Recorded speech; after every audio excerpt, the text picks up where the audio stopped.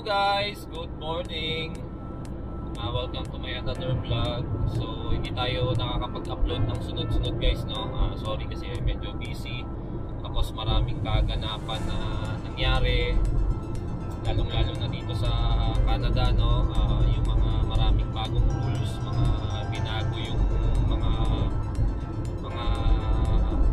show money ng mga student, yung mga hindi na makakasama yung asawa, yung mga ganun. So medyo malungkot guys, kasi nga may mga subscriber tayo na nagbabalak na pumunta dito, nag-process na, tapos biglang inurong, tulad nila Idol Koisina, nila Miyang. So shoutout sa inyo Loads, shoutout sa mag-asawa, no? So ano lang kayo, laban lang, no? So wait lang, malay natin may bagong pathway na dadating, no, dito sa Canada. So ganun lang naman yan. May pangit na dadating, siguro may better na dadating. So wait lang kayo, no? So dasal lang tayo. Papunta tayo sa Calgary guys. Kung nakita nyo guys yung last mga vlog ko, tax refund, tsaka may mga carbon, diba? So pag-usapan natin yun. Ganito din sa Canada guys, pagdating ng tax filing mo, maswerte pag may makukuha ka ng mga tax rebate, no? So ayan, ganyan yung mga dito, ganyan ang pamumuhay dito sa Canada, no? So dapat sipagan mo lang magtrabaho. So anyway guys, papunta tayo ngayon sa Calgary, hindi para mag-deliver ng kotse. Pipick upin natin yung bike ko na in order guys. Kasi dito guys, alam nyo naman sa Canada, tsaka sa mga last vlog ko, alam nyo naman na mahilig ako mag-bike. Tsaka yun lang din kasi yung libangan ko dito, bike tsaka basketball. So ngayon summer na kasi guys, kaya sinasamantala ko guys, natututo na ako magsamantala ng summer dito sa Canada. Kasi kung hindi guys, pagdating ng winter, puro na naman tayo trabaho eh. So ayun nga guys, ipapakita ko lang sa inyo yung pag-pick up ko ng bike. Yan, diba? Para hindi naman tayo guys, alam niyo naman, hindi naman tayo puro lamig na lang iniisip. Diba? Kasi dito sa Edmonton sobrang lamig talaga eh, no? So pag summer talaga sasamantalay mo. Anyway guys, kung sa ibang subscriber ko na naging friend ko na sa Facebook, kung nakita nyo, binibenta ko yung bike ko guys. Naalala nyo yung bike ko na dinala ko galing Pilipinas. Binibenta ko siya guys kasi hardtail siya, no? So ito, papunta ako ng Calgary, kukunin ko yung yung in-order kong bike, full suspension to. Kaya dito guys sa Edmonton, Canada, sayang yung trail, sobrang ganda ng mga trails dito guys, ibang klase, talagang ma-enjoy mo, lalo mga mapuno yun. Tsaka syempre guys, maganda kasi pag full sus, medyo hindi matagtag sa katawan, hindi nakakapagod pag nag-bike. So ayun guys, gusto ko lang ipakita sa inyo yung pag-pick up ko ng bike. So hindi ako nagyayabang na nakabili ako ng bike, hindi. So sa akin guys, kasi hobby ko yun eh, diba? So syempre nagtrabaho naman tayo, so it's time naman siguro na, diba, yung maano naman natin yung mga hobby natin. Ngayon guys, pagas muna tayo.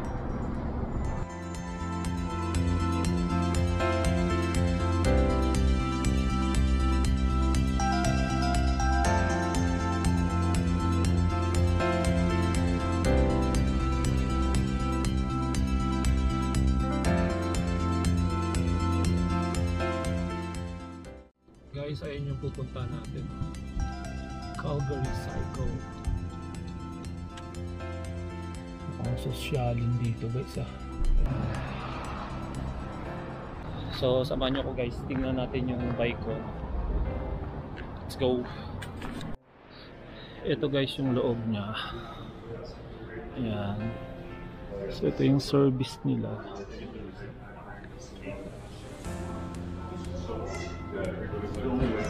So ganitong brand guys yung kinuha natin. Itong ganyan. Doon kasi guys sa Edmonton, walang store na nag-handle ng Santa Cruz. Meron silang Santa Cruz pero yung gusto ko kasi wala doon. So So ayan siya. Ayan.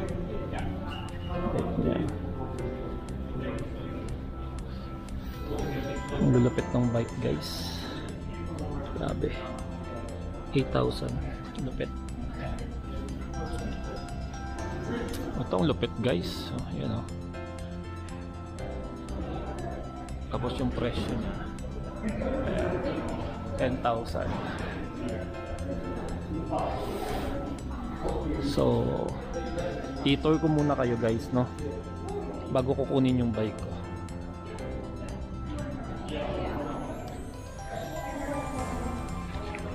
Actually guys, nag-order na ako ng helmet ko. Ipapakita ko na lang, sisingit ko na lang sa vlog. So ayan yung mga helmet guys.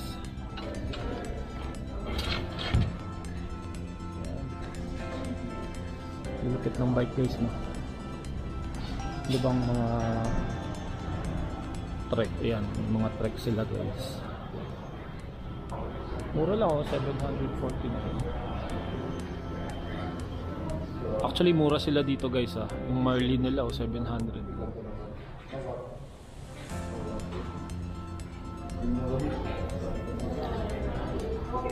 Ang lupet guys, ang lupet ng mga bike.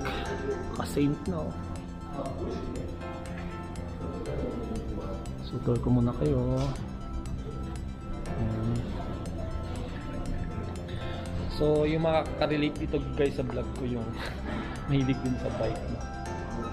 Lupet. So ito kasi guys na kinuha ko na bike, ito na yung panghabang buhay na kasi Santa Cruz yun guys. So ang Santa Cruz kasi is lifetime warranty. So di ba? Wala ka nang iisipin kung mabali man yung frame, so papalitan nila ng bago. So nandito pala yung mga Norco nila guys, tsaka sa Cruz. So we gotta stop, ask you to stop. Nakakatuwa si kuya guys, sinita ako. Pinagbawalan niya ako mag-vlog. Hindi ko pa kasi sinabi na pipick up ako ng bike eh. So pinagbawal niya ako. Tapos ngayon, nang sinabi ko na nandito ako para pick upin yung bike ko, inallowed niya akong mag-vlog na ano. So sabi ko kasi vlogger ako, gusto ko lang ipakita yung bike ko sa subscriber. So sabi niya bawal daw. Pero sabi ko, nandito ako para kunin ko yung bike ko. Tapos binayagan niya ako. So, so ito guys yung mga Santa Cruz. Oh. 9,000 siya dati, 7,000 na lang siya ngayon. So, di ba? Napakamahal guys. Pero kasi guys, itong mga bike na to is pang lifetime to guys eh. Kumbaga, wala ka nang hahanapin, di ba? Ito, mahal 9,000. Tapos naka GX na. So ang next natin guys, balang araw upgrade natin ng ganyan. Yung Bluetooth na siya. Wala na siyang wire. Yan, Bluetooth na siya. So grabe guys, ang mahal. Ang mahal ng bike. Pero okay lang kasi nga hilig naman natin yan. Kumbaga pag nagkaroon tayo ng ganyan, wala na. For life na yan. Tapos pag winter na, i-display mo na. Diba? Grabe, 11,000 siya dati guys, ngayon 9,000 na lang. Convert nyo na lang sa peso. So ito magandang kulay din. Usually kasi guys sa kanila nakakaganon ako yung Bluetooth na GX RAM. So wala na siyang wire, di Bluetooth na. So ako hindi ko muna kinuha yung Bluetooth na kasi medyo mahal eh. Hindi ko pa naman kailangan. So pagsasawaan ko muna yung stock niya. And then yun. So antayin na lang natin guys, kinukuha niya yung bike ko. Yun o, 6.7. Damn. So andito guys yung Santa Cruz. Yan, magkahiwalay ata yung nandun eh. Look at guys, Santa Cruz. So guys, binlog ko to hindi para magyabang sa inyo no? So hindi ko naman kailangan ipagyabang yan. Hilig natin kasi yan. So walang way na para ipagyabang mo yung mga ganito kasi natin guys, afford, depende na lang kung paano kayo magbayad, di ba? So, wait natin yung bike ko, guys.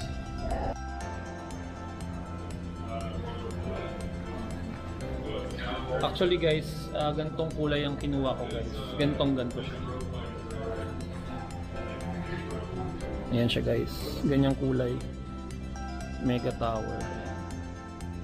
Ganto guys. Pero double XL. Ito guys yung sinasabi ko sa inyong Bluetooth. Ito yung baterya niya. So wala na kayo nakikitang wire dito. So sana makaipon tayo pambili ng ganito. Bali GX siya, Bluetooth niya, drivetrain kasama ito, kadena, tsaka ito. Yan. Actually ganyan siya guys. Pero ito naka-rack shock siya na SEB. Sa akin naka Fox 38.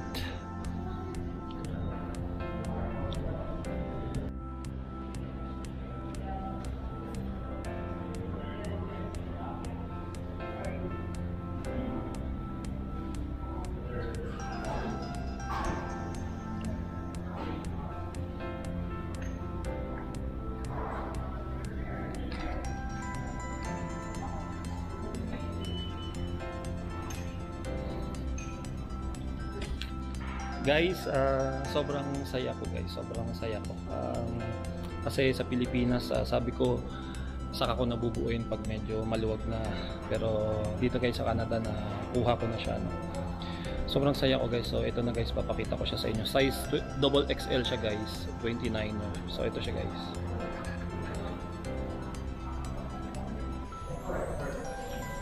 Ayan siya guys. It's okay. Gusto ko yung colorway niya guys kasi Lakers purple. So naka Fox 38 siya.